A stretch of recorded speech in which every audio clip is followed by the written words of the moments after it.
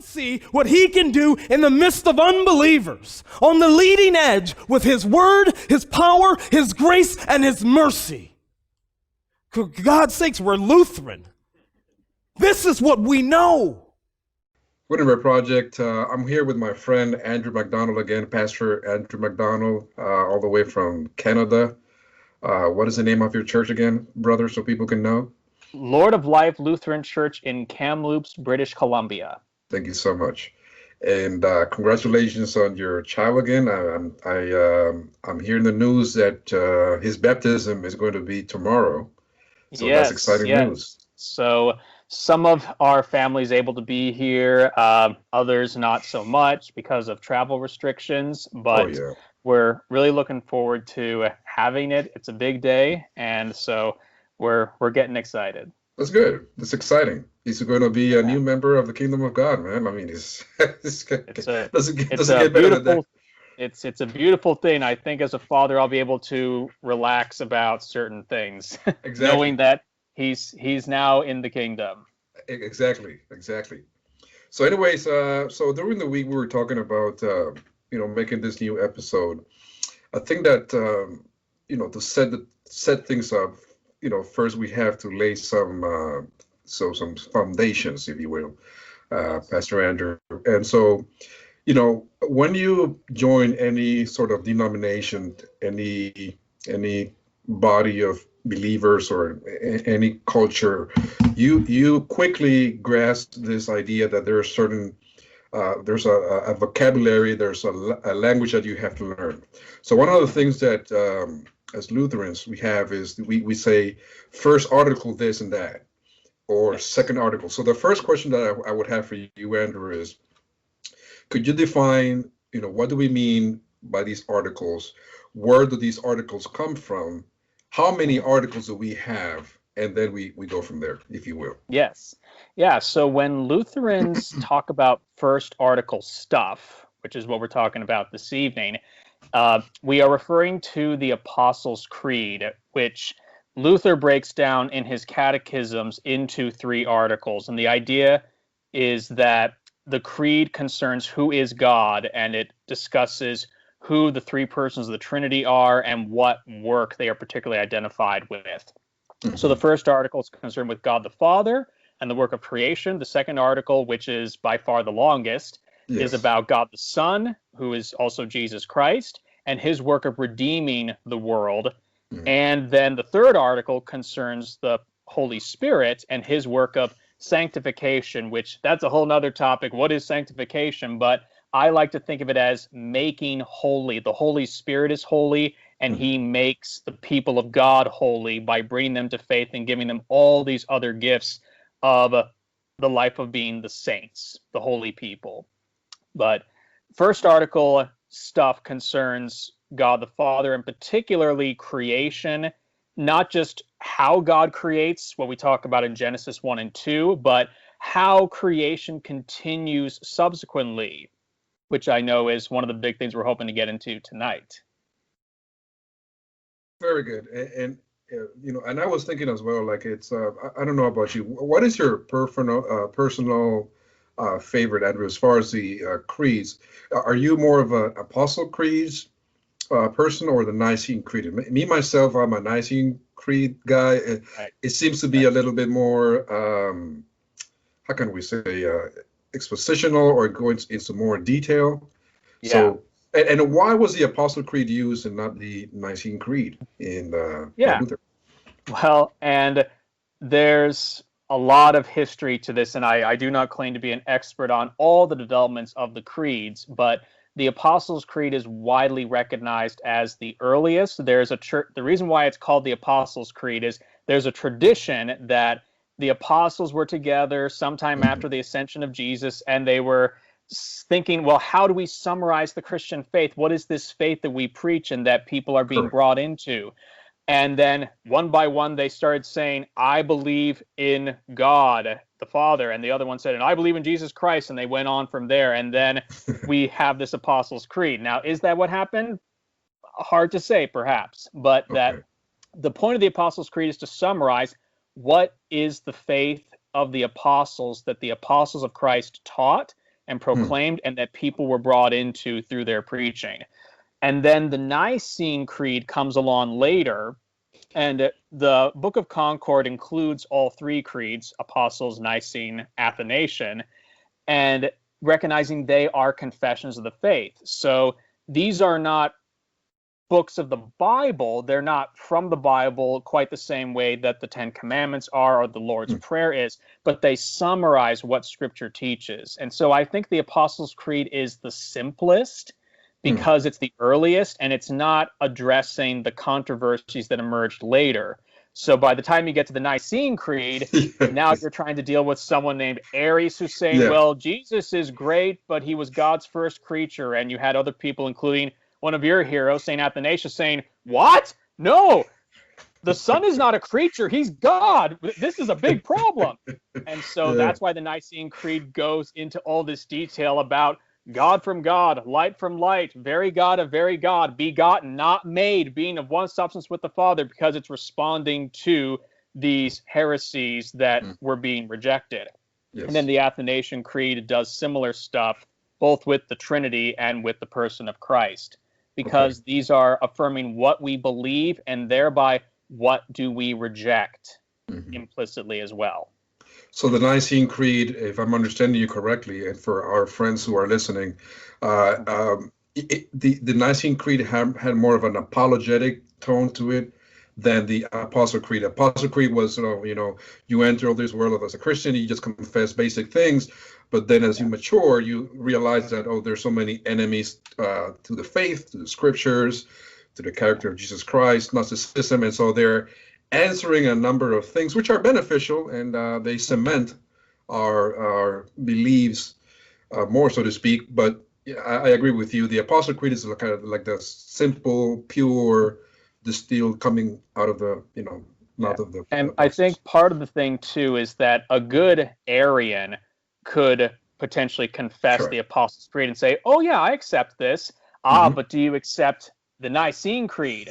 Well, this is a different matter. And I've known some pastors who, when they have like Mormons coming to their church, they will decide, we're going to confess the Nicene Creed every Sunday because we want to introduce to these Mormon folks what we believe about the Trinity, so that they're confronted with that. That's very good, man. That's very strategic. I didn't think about that. You could be an Arian and confess one and have issues with the other. That's a very good observation. That's a very good observation. Anyways, why is the first article then, Andrew, important? Why is it good to have a robust, thorough understanding of creation in both aspects? I believe that you want to go into the direction of the goodness of creation, how the creation was affected. There's a lot that you can develop out of those 2 points, obviously all coming out of Genesis, but I'll let you go ahead and let us know, why it is important, because when I'll tell you my experience, and this is probably the experience of a lot of, Reformed folks, Baptists and whatnot. When I first opened the Book of Concord, there were 2 things that kind of blew my mind away and that I didn't understand why they were there in the first place. The first one was this teaching of the 10 Commandments. I thought, okay, why would you have the 10? It seems to be like a bizarre thing. And the second thing was having all these creeds. But as you start to mature more in your faith as a liturgical, conservative Lutheran, you start to notice the importance that these documents have. It is very didactic. It teaches us a lot of things. So going to having that in the back of your mind, why is it important to understand creation, fall, the goodness of creation, why it's created controversies, and go from there.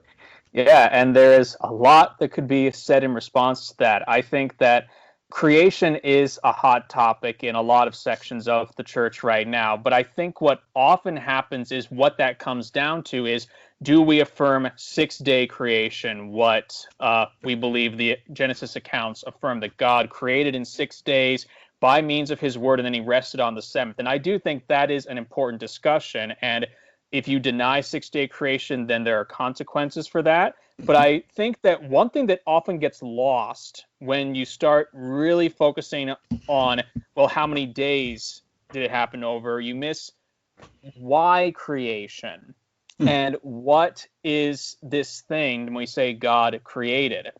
Yeah. And so it's the most basic thing, arguably, to say as a Christian, well, God made everything good. And Genesis affirms this. God says, good, good, good, good. Interestingly, when he looks at Adam alone, he says, not good.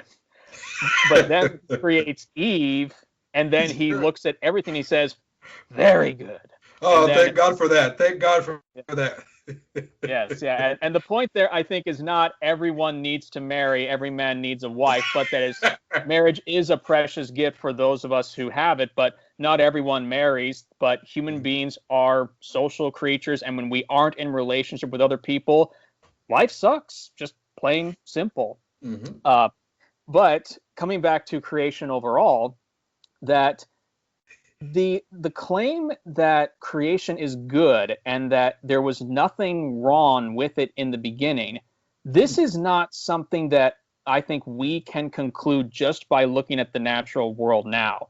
Because if you look at the natural world, you may see creation is good, that it's beautiful, that it's rich, that it's intelligent, but you start seeing predators hunting their prey and animals doing things, and you even got things like a Venus flytrap, which catches insects and devours them.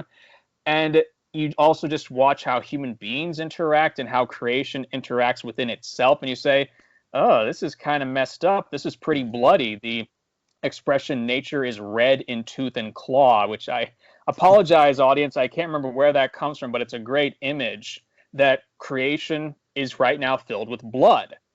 And then Moses comes in the book of Genesis, pardon me, and says, but this is not how it was in the beginning. Yes. God made everything good. Everything we experience now, what we recognize as Christians post-fall, is not how this world was in the beginning. And so knowing that God made everything good is necessary for understanding really where we are at, because I think one issue is if we just look at how we experience the world, it's easy to conclude, well, this is how it's always been. There's always been violence. There's always been death. And then the Bible comes in and says, no, these things came in later. Yes. And it also, I think, gives us the context for understanding the work of redemption and salvation, that it's not like God looks at this mess that was there, or maybe that he made it a mess, that he made a world that was good and evil at the same time, but rather he made a good world. It fell, it became corrupted, it became twisted, but God said, that's my world, and I'm not going to let it go to hell, so to speak. I'm going to save it. And one thing maybe we'll get into tonight as well, I'm going to save the human race because they are the crown of my creation in many ways. They are made in my image in a way nothing else is. But they're not the only ones I care about. I care about the animals. I care about the plants. I care about the earth as well. And so I'm going to save them all through my son. And this is also why, as Christians, we don't just look forward to heaven, as a lot of people understand it, this disembodied state where we're, Correct. as it's often depicted, living on clouds for eternity, or the never-ending church service, but we're looking forward to something physical, that heaven is physical, heaven is bodily, which is why, as we confess in the creeds, I believe in the resurrection of the body and the life everlasting, or as the Nicene says, I look forward to the resurrection of the dead and the life of the world to come.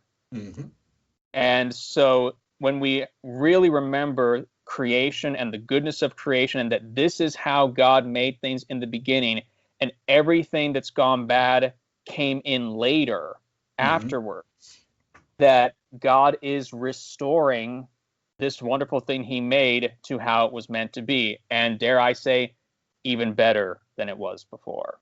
Amen. Thank God for that. And you could argue that the restoration officially started with the resurrection of Christ, if you will. Is that part of the equation?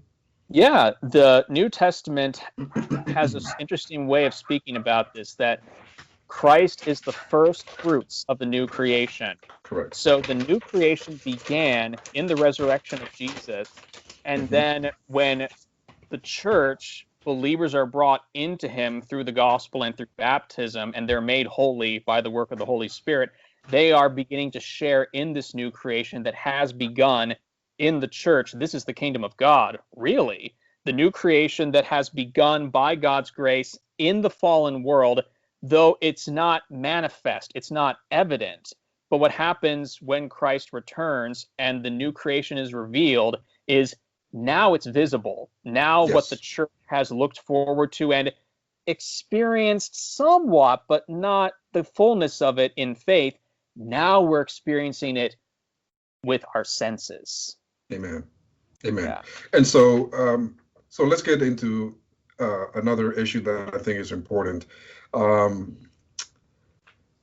so God says everything is good in creation, and as creatures, as human beings, He has given us. So starting with Adam, He gave them, He gave him gifts. He gave him and Eve abilities to, intellectual abilities to name things.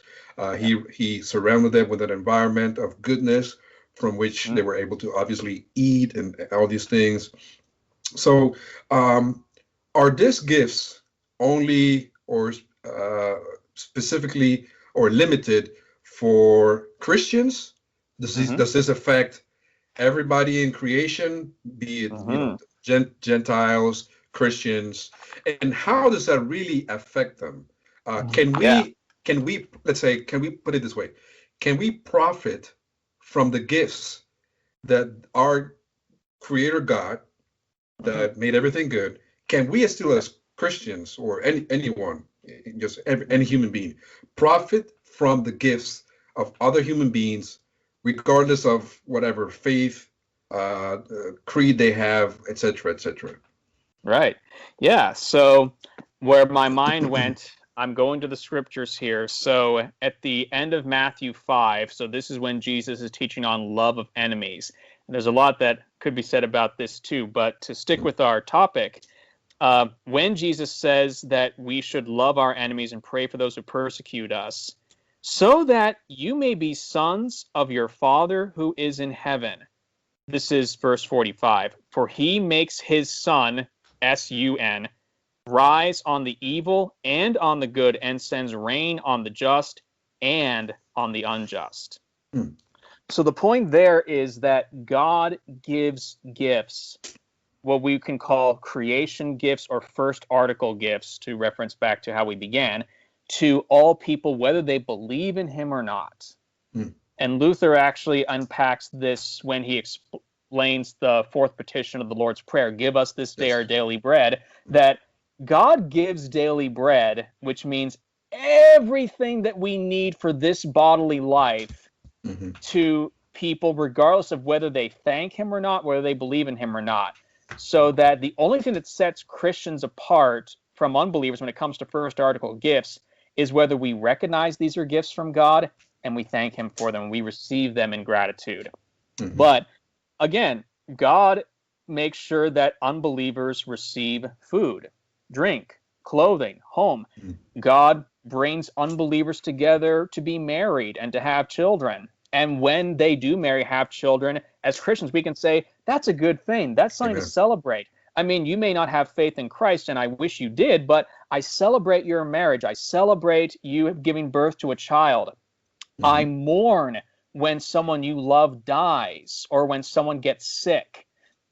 And also getting back to the question you asked, so we recognize even unbelievers receive these gifts from God, Hmm. and God even works through unbelievers using their first article gifts for our good. Hmm.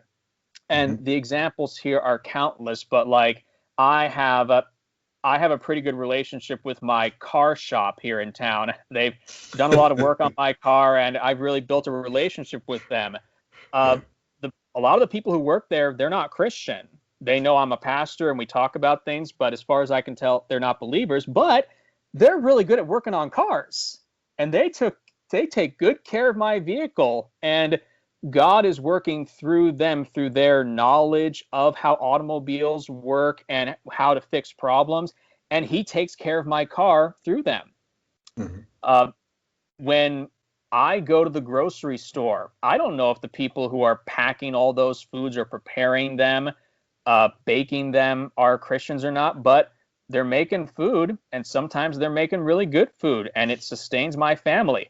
I have a newborn right now, and one of the things that we're doing is supplementing his breast milk with formula.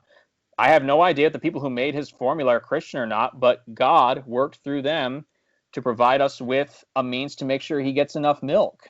Amen. And so we give thanks for all that. There are many, many other examples we could give. We could talk about government. Mhm. You know, as Christians, sometimes people act like, well, if your governing leaders are not Christian, then they're no good.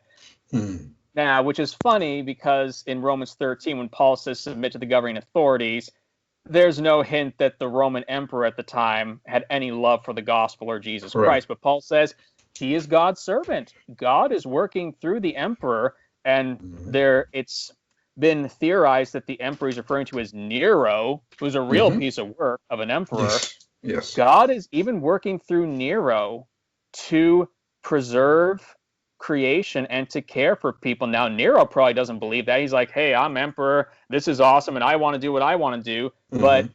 God works through him nevertheless, Amen. because whether he realizes it or not, he's his servant. And Yes. that is still true for us now.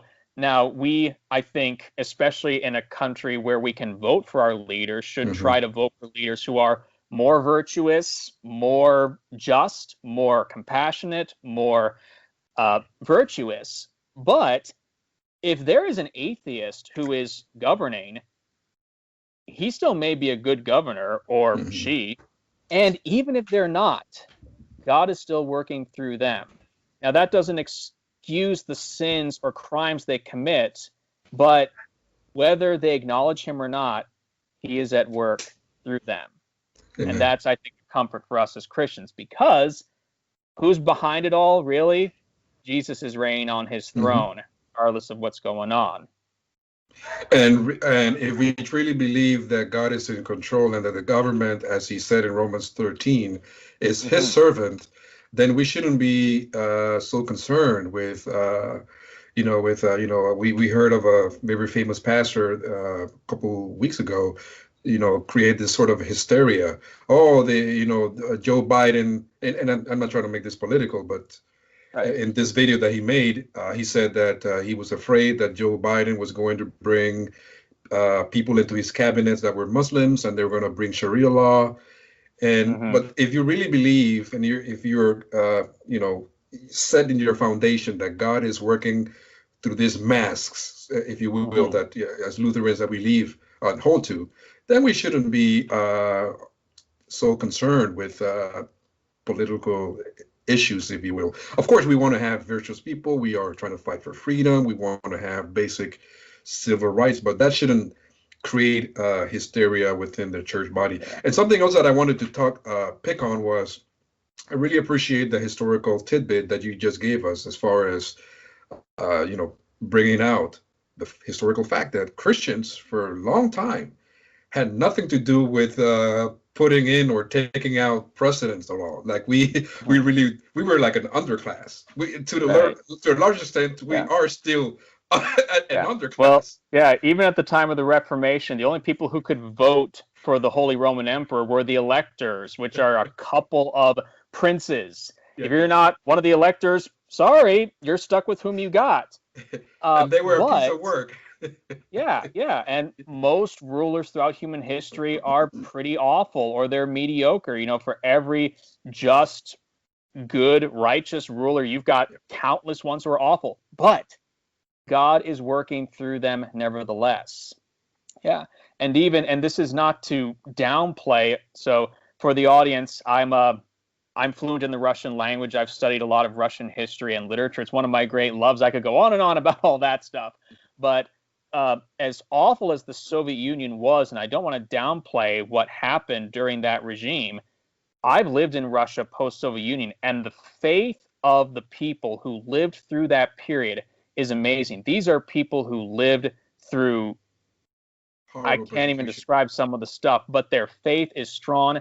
God preserved their faith in spite of those rulers. Now, again, not to downplay the suffering and the misery that a lot of people went through, but in spite of all that, God was at work and he was caring for his people and he was preserving faith. So again, it's a comfort to us when especially we're in the midst of really rough times or we're afraid, oh, I don't know, if so-and-so comes into power, what's going to happen to us? Mm-hmm. Without downplaying the real concerns, the valid concerns that people can have, there is comfort in saying God's in control and he's going to work through this person regardless of what he or she wants to do in office. Amen. And that and that is true also for persecuted people in El Salvador. I still have very fresh in my mind when these priests in El Salvador, they were gunned down by los paramilitares, by like militia-like people. We see very strong churches in the faith in China, in Africa. So in spite of the demonic, devilish persecution that some of these oppressive governments could have on the people of God, their faith is still vibrant. They're still celebrating God, and God is providing for them. But so I also wanted to touch on another issue. When a few minutes ago that you were talking about how God sustains all of us. Sun comes out for believers and non-believers. And I also thought, it's not only that we profit from, like you said, the bread maker or the doctor, but also we profit from their intellectual gifts. He seems like a scientist. We don't have to be, and this is where I'm getting at, and I think our audience will perceive this. What I'm getting at is that we don't have to live in a ghetto, if you will. Right. We don't have to only consume Christian material, and I don't know if that is even a proper term to use, because, but you get the point. We can use the gifts that God has given unbelievers, atheists, secularists, even evil people, and profit from them. Proverbs 12 says that the inheritance of the evil one is for the children of God. All things belong to us in a way. So if you can talk about that I think again, and if the audience will bear with me, again, I'm going to speak from something I know well. Again, I'm a literature scholar and lover of literary texts. That it's true that many of my favorite authors are Christian or were Christian, and now they're with the Lord until the day of resurrection. And I think many Christians feel that way. They're fans of C.S. Lewis, J.R. Tolkien, Fyodor Dostoevsky. But there are writers who are not Christian or who have a very ambivalent attitude towards Christianity, who nevertheless write great works, who are skilled with words, and they write poetry or prose that moves the heart and tells amazing stories. And even as a Christian who may recognize this person's not a believer, but this is well made, this is beautiful, this is enjoyable for my soul, and even sometimes, in spite of them, has what I like to call gospel echoes, that there are echoes of the gospel in these works. And the author may have no intent of doing that, but why is it that even in popular culture, and I mean, Marvel movies are really big right now, why is it that all these stories keep coming back to a story of a hero who lays down his life so that other people may live? And what I would submit to you is that's a gospel echo.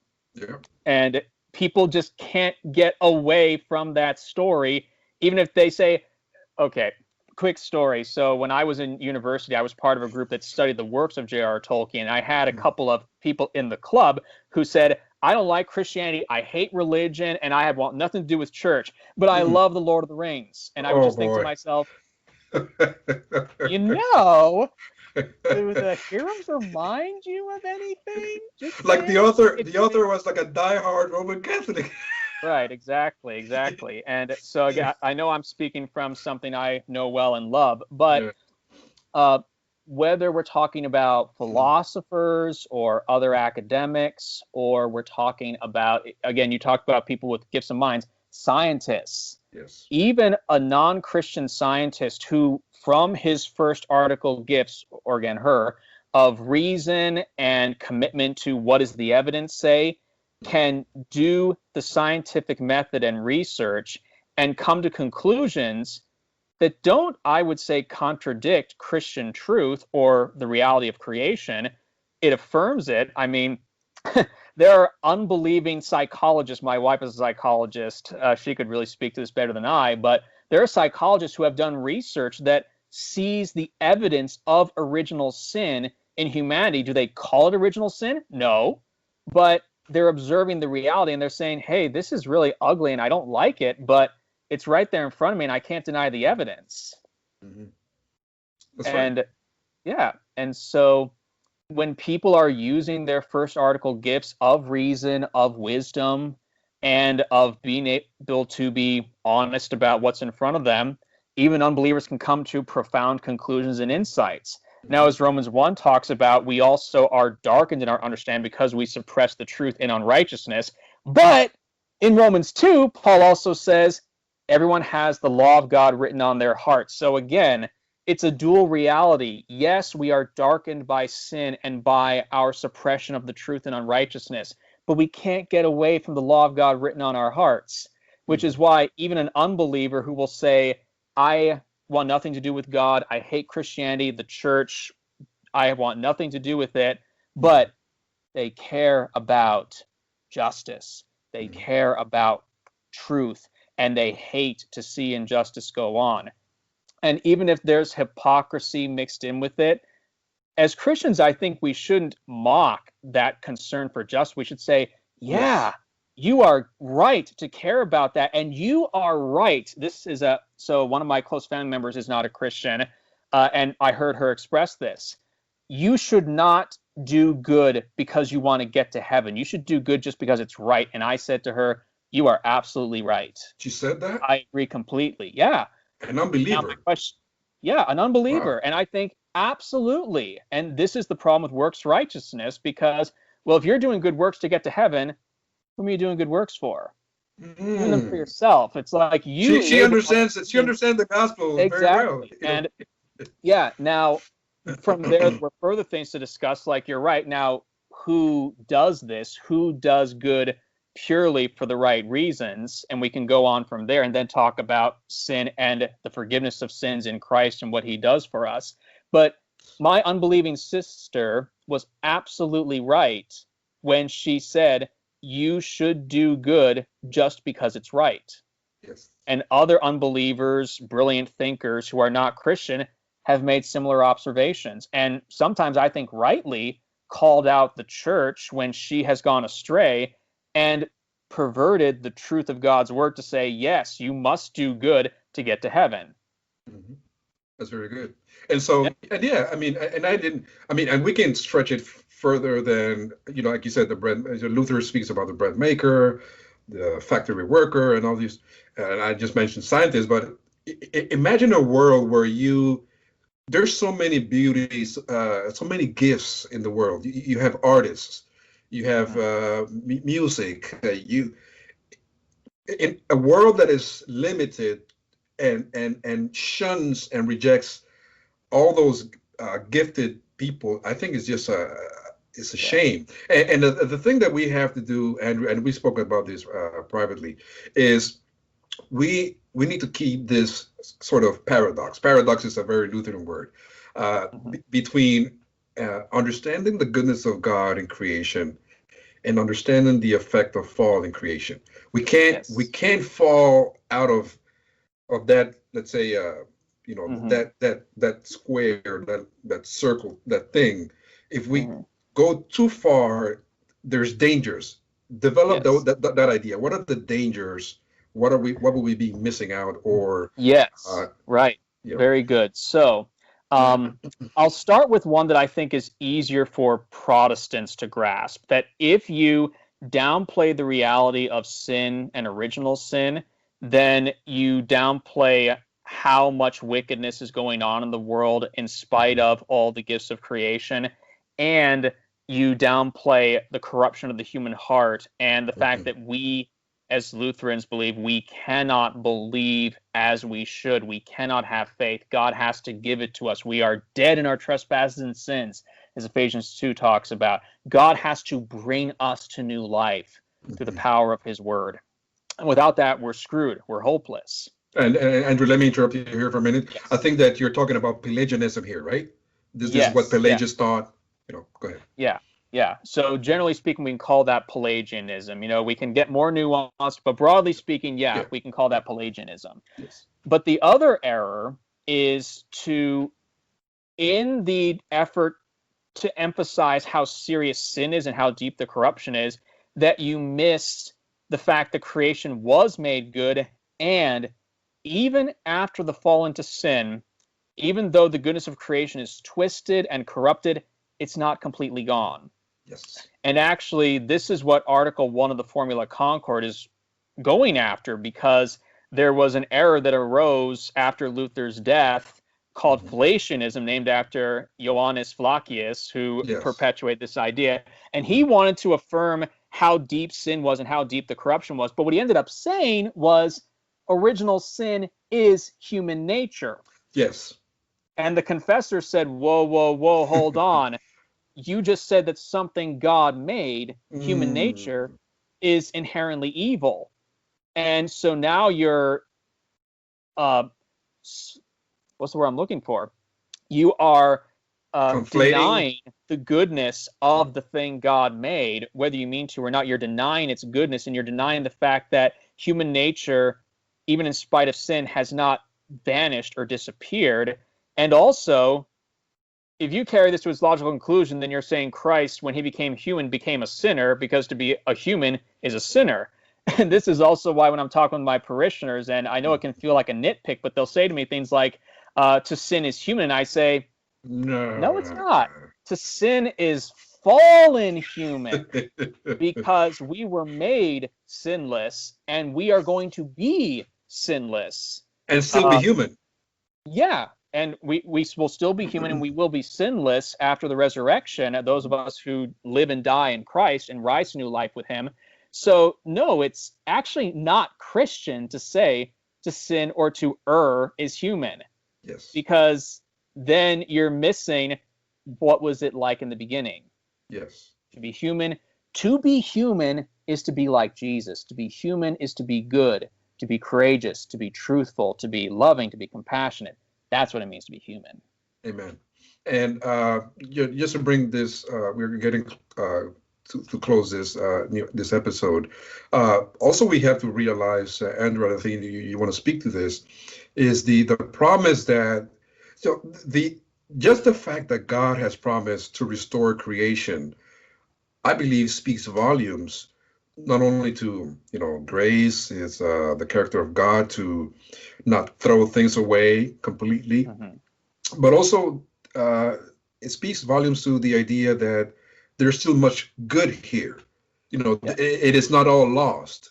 We're getting better, and restoration, I don't think necessarily is going to happen.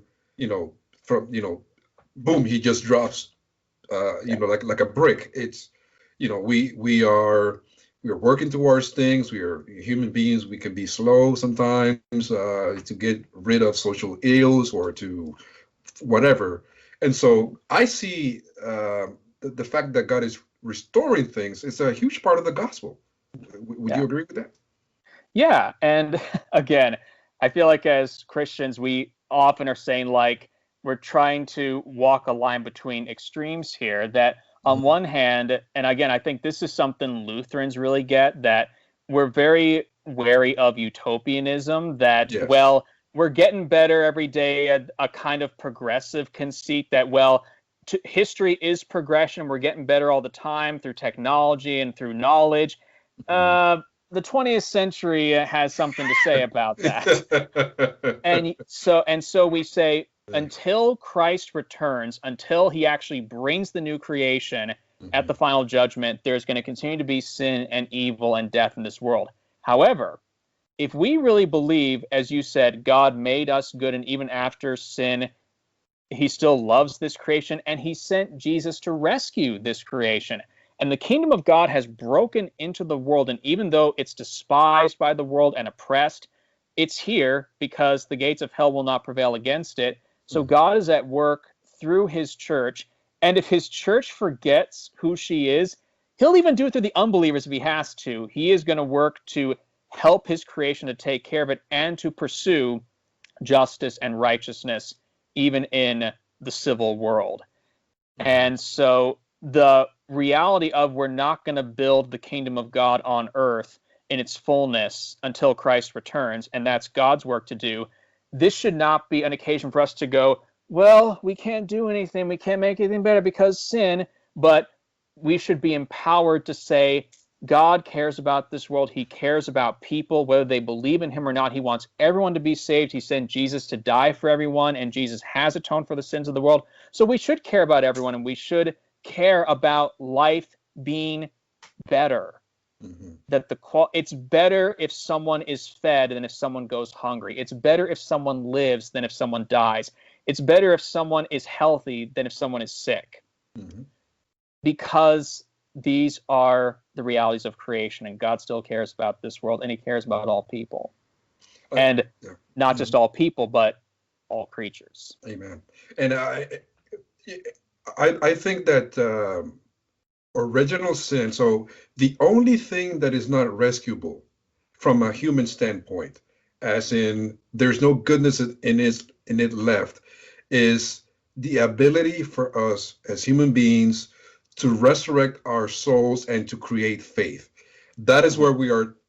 There is absolutely nothing to nothing to. Right. If God doesn't do it for us, it's gone. But we do find, I would say, and correct me later if you have to, or nuance it if you need to.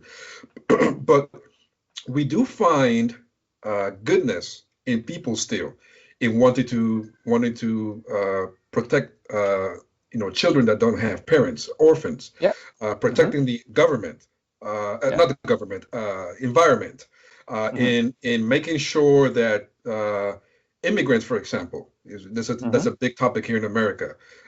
We want to take care of them, give them civil rights. I mean, I work as a medical interpreter. If it wasn't for the civil acts rights, my profession wouldn't exist, and it was created to assist people that can't speak English well. And so in those arenas, we see in the human soul, in the human spirit, this desire to care. There's goodness still, if you will. But when it comes to spiritual things, and this is where we put our foot down, I'm sorry, no Pelagius, no semi-Pelagian, I'm sorry.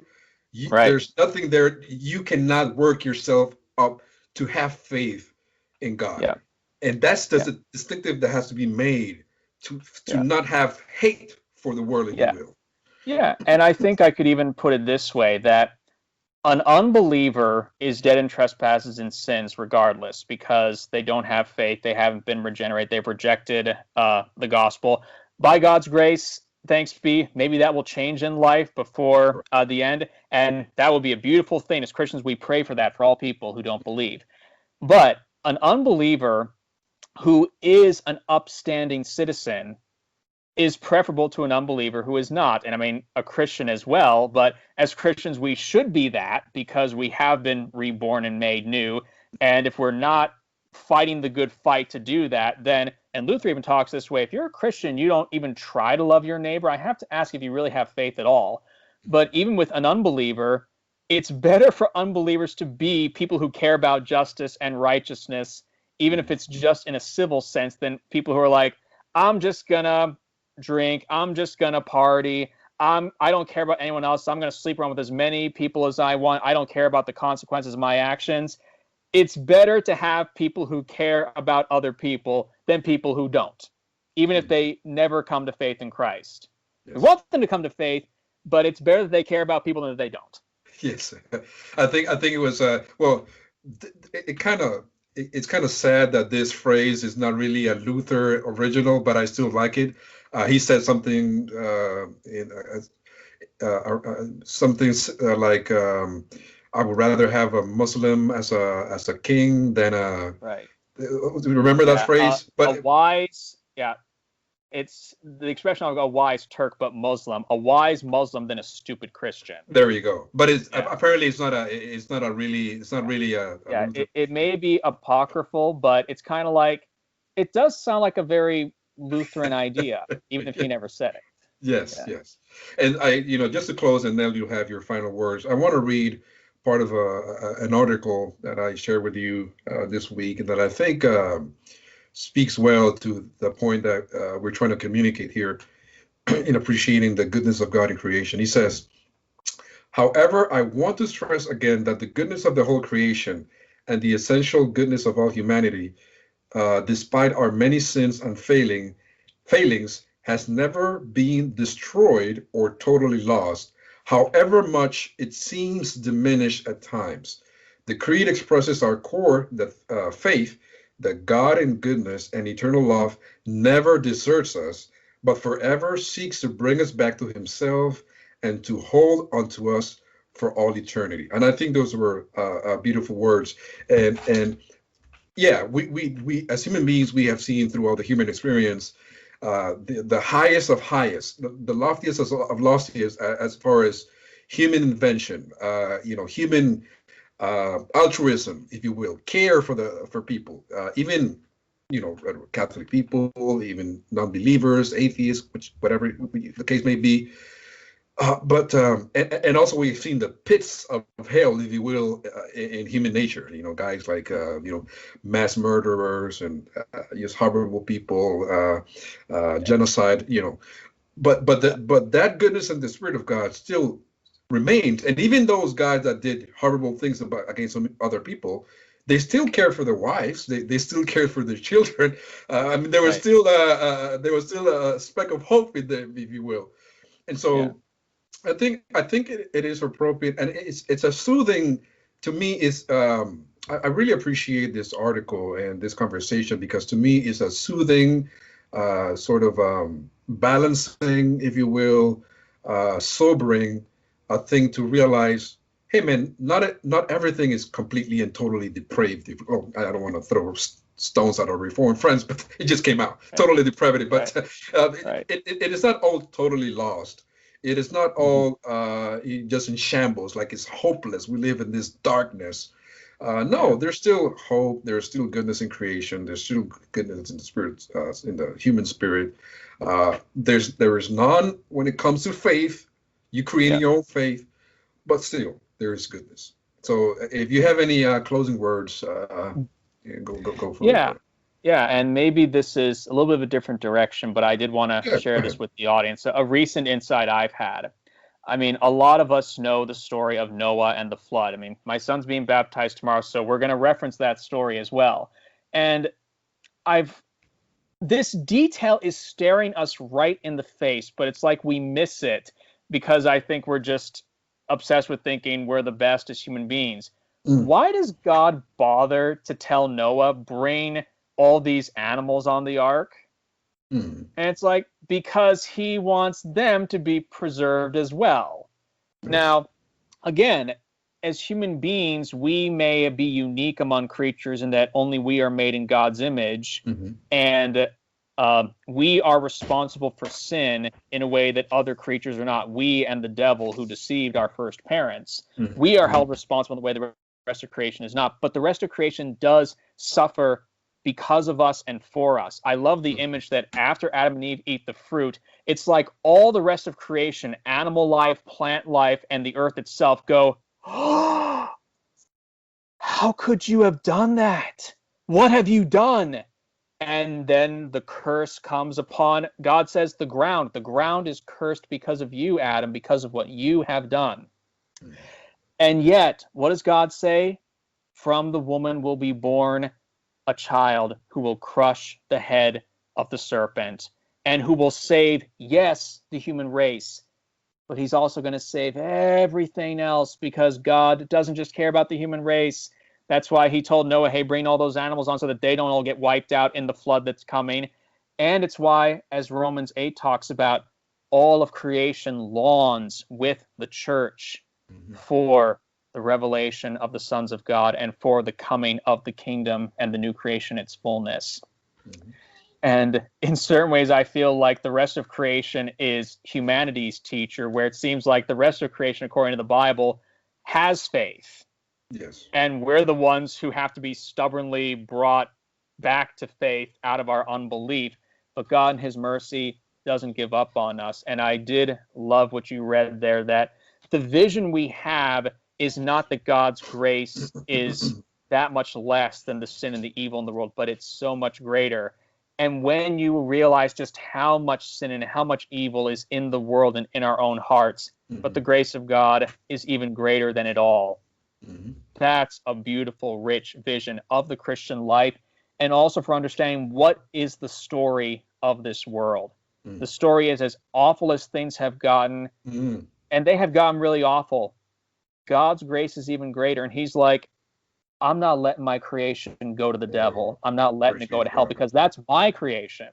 And the image I love to use with my people is the devil is like a usurper king. It's like he has stolen God's world.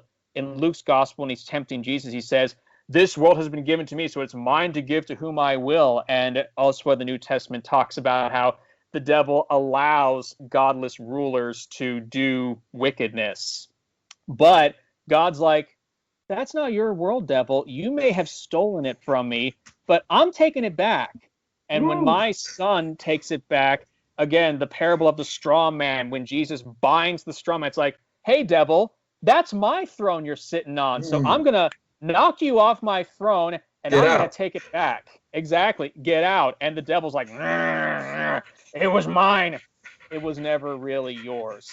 You were allowed it because you stole it, but now it's where it belongs. God has his throne again. Jesus has his throne over creation. And the kingdom of God is breaking in.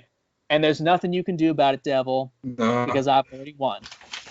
Here are your eviction papers, baby. You need to get out of this building. Exactly. And he's frothing at the mouth and trying to drag as many of us down as he can. But the whole point of the kingdom of God is Christ has won. He has driven out the enemy, and he's like, creation is now mine again. Amen. And it is mine forevermore now. Until the day of the full restoration comes. Amen. Those are beautiful images that you made. I wish, I don't know if there's an artist that did this already, but if there is, I would like to see it. This mental image of creation, just looking at Adam and, being in awe, not in awe, but in shock of terror. What he's done. Terror. And also in the Revelation, I think there's a picture of, the lion and the lamb sort of hanging out and having a good time. And so, that is creation. That's just the same creation that today is fallen, as you said, brother, is the same creation that's going to be restored and made anew. And so it's part of the gospel. It's part of Christianity. And it's part of the gospel too, when Isaiah talks about how when the Messiah takes his throne, when he reigns, you're going to have wolves and lambs living together like they're friends, and you're going to have a human baby, again, I've got a newborn, can play with a cobra. It's like, if I see a cobra in my house, I want that nowhere near my child. But when the Messiah, when the Christ takes his throne, he kicks out the devil and he brings his kingdom into the world. This is the harmony that was made for creation, and now it's restored. Again, we don't see the fullness of that. Wolves are still eating lambs and cobras are still dangerous, but this is the picture of the reign of the Christ has begun. This is the point of ascension. He has ascended the throne. He has taken his throne, and now he has begun to reign forever and ever. But when the fullness of his reign is complete and fulfilled, you're not going to have wolves and lambs at war with each other. They're going to be at peace. And we can play with cobras. I can finally play with yellow jackets. I will no longer be at war with them. And it's a wonderful, beautiful thing because God cares about all of us. Amen. Amen. Thank you so much, Pastor Andrew. I really appreciate your time again. We'll do a following episode. I already have a few topics in mind that I'd like to discuss with you. One of them, perhaps the liturgy, the role of liturgy. So to our friends, our audience, I want to talk about liturgy. Delve in more into your experience as a Roman Catholic. You were a Roman Catholic. And so you can have a few perspectives on that can be helpful. And then we also have the Book of Concord with so many topics. We have so many cultural issues that need to be informed by the Book of Concord as we progress and as we figure out how we can live out our Christianity and serve our neighbor together. So, Pastor Andrew McDonald, what is the name of your church again? What is the website so that our people can find you and profit from your videos? Go. Yeah, so it is Lord of Life Lutheran Church in Kamloops, British Columbia.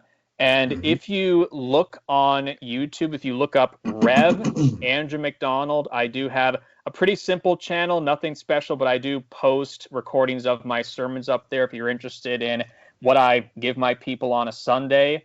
And this is a little embarrassing, but what is our website exactly? All right, it is Lord of Life, all one word, .ca. We are in Canada, so we're .ca. Lordoflife.ca is where you can check us out as well. Thank you so much, brother. Wittenberg Project, logging off tonight.